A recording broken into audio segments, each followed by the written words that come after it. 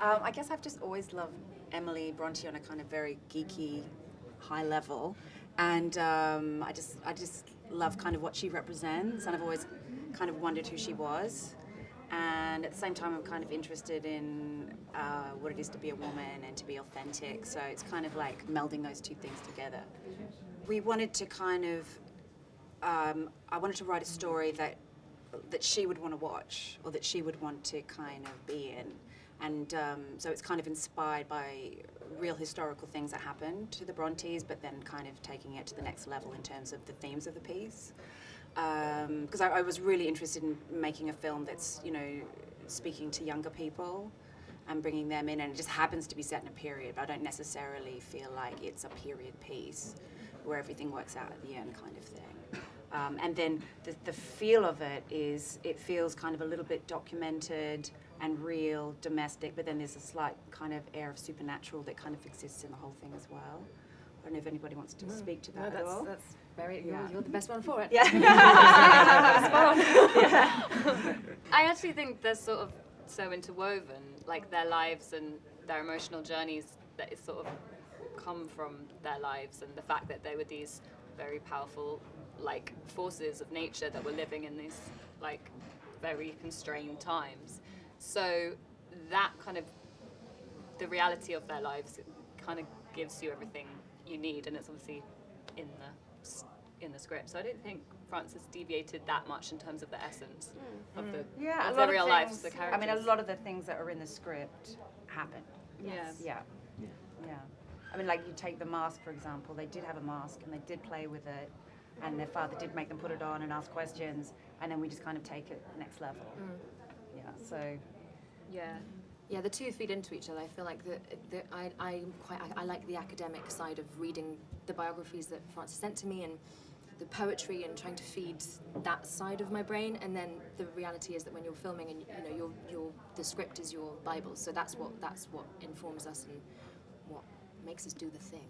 So that becomes then the centerpiece, and then you focus on that, and hopefully the two intertwine quite nicely. Yeah, and that the rules of the piece become what the script is, I guess, in that way. Yeah.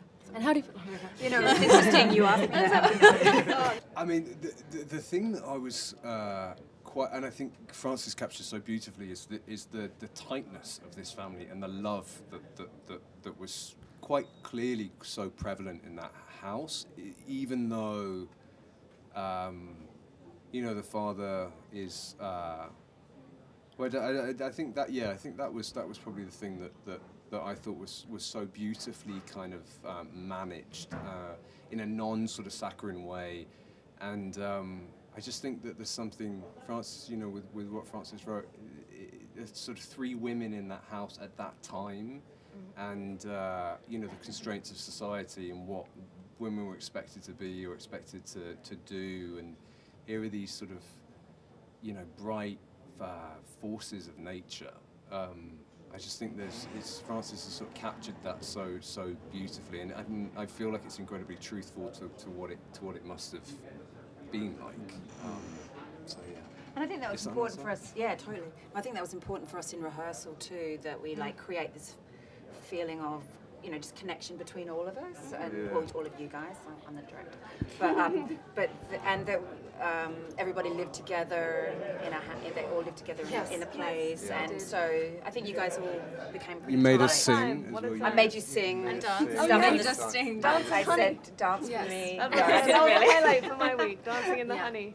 Yeah, that was great, but that's really key. Having dancing in the honey or not, but the whole 2 week in the run up to the film, it's such a luxury to be able, even be able to rehearse and spend time with your fellow castmates and your director. That never happens. So it felt quite play-esque in that respect. It felt like we had a real ensemble going on. And it was nice to have that build-up, wasn't it? It kind of got us all, it got us all fizzing. That's the word. Yeah, that's really, that's good. So yes, thank you.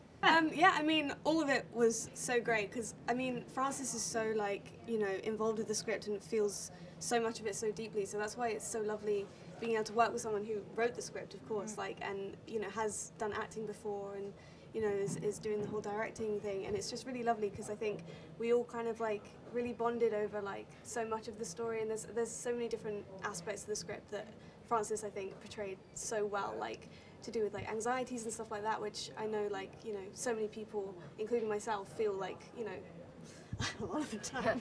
Anxiety central over here. But yeah, so it was really lovely, and it's been so great, you know, not just working with Frances, but like everyone, like, you know, everyone involved. Just, I mean. But if you had to pick a favourite. Yeah. I mean, Oliver, of course. No, I mean it's all it's all been like a really fun experience, and I'm very grateful to be a part of it. So that's me done. Fabulous. That's me done. Goodbye. Yes. And it's like, for me, it was because this is my first kind of foray into directing as an actor. So there's always a moment where you step up as a movie, like from an actor to director, and you're surrounded by actors, and they're like, oh, okay, let's see what happens. But then as you kind of go, it's just really lovely to see everybody kind of come into their own and kind of then surprise you. And you know, you always see it when you're an actor on set, but it's really lovely to see these characters that you've written kind of come to life in the hands of these amazing actors. So for me, it was just transformative. I loved it. Loved every minute of it. Yeah.